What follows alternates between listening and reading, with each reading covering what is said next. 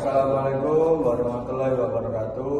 Kami dari kelompok 6. Perkenalkan, nama saya Sri Andrina Putri, NIM saya 131 2500 Perkenalkan, saya Muhammad Iwan Kusnanto dengan NIM 13125000001. Saya Nimarati Sabiat Putra dengan NIM 13125000218. Saya Krisnandra Seva dengan NIM 1312195.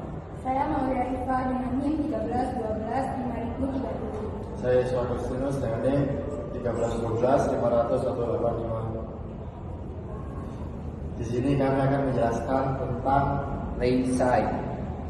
yang akan dibandingkan Pengertian laicide sendiri yaitu Laicide adalah konsep sekularisme yang menjadi pilar utama Republik Prancis yang menekankan pemisahan ketat antara agama dan negara, dan didefinisikan sebagai pemisahan mutlak antara urusan agama dan urusan negara, sebagaimana tercantum dalam Undang-Undang Pemisahan Gereja dan Negara tahun 1905, diperkuat oleh Konstitusi Prancis pada tahun 1958 yang menyatakan bahwa Prancis adalah republik sekuler yang menjamin kesetaraan di hadapan hukum semua warga tanpa memandang asal, ras atau agama, dan menghormati semua keyakinan yang ada di Indonesia.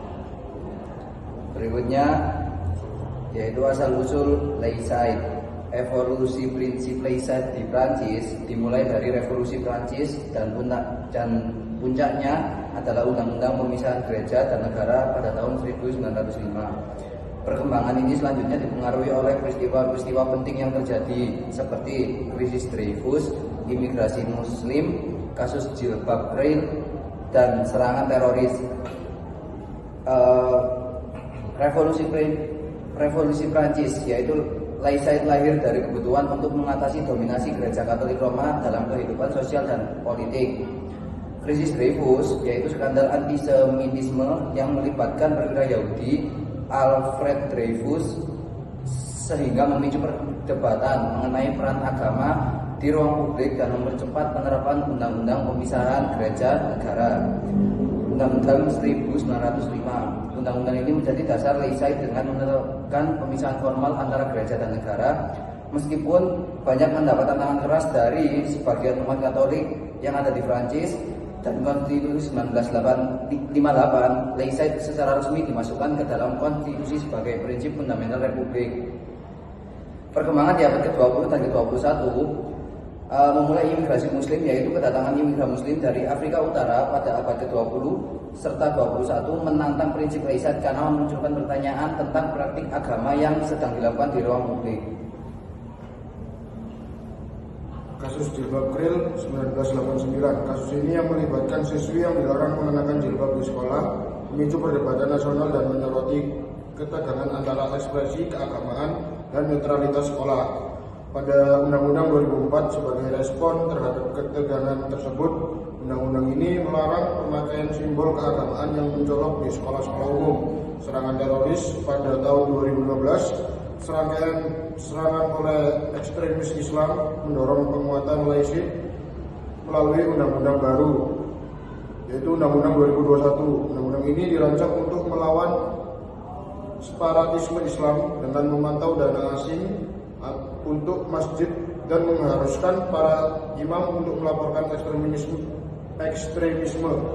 Penerapan dan pengaruh laicide mengaruh berbagai aspek kehidupan di Prancis, terutama dalam pendidikan di mana sekolah harus tetap netral secara agama.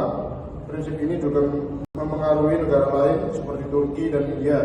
Meskipun penerapannya di sana lebih longgar dibandingkan di Prancis, namun penafsiran dan implementasi laicide terus menimbulkan perdebatan, terutama mengenai batasan ekspresi keagamaan di ruang publik, seperti yang terlihat dalam kontroversi Turki ini.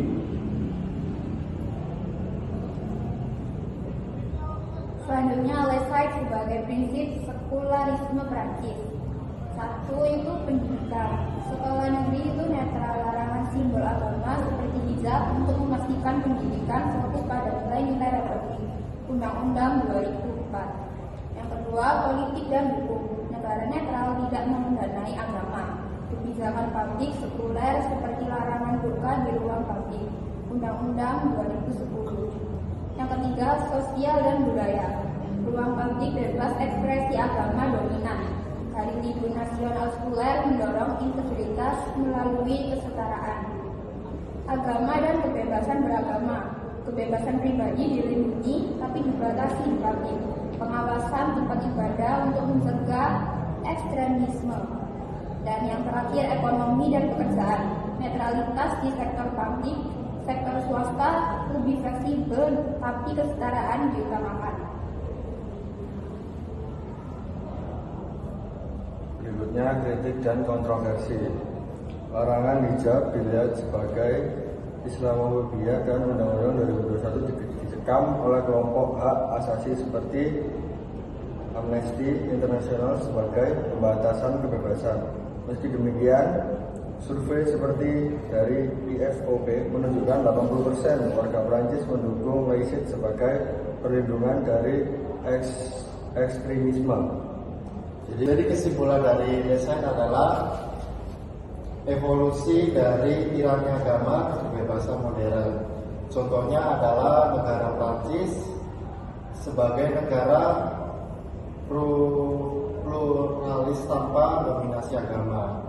Dan di sini kami merekomendasikan kepada kalian semua, jika ingin membaca lesson lebih lanjut, mungkin kalian bisa mencari buku yang berjudul La Laicite and Friends oleh Jean Bauberon. Jadi sekian dari kami tentang penjelasan Laicite. Kurang lebihnya mohon maaf, kami pamit undur diri. Assalamualaikum Assalamualaikum warahmatullahi wabarakatuh.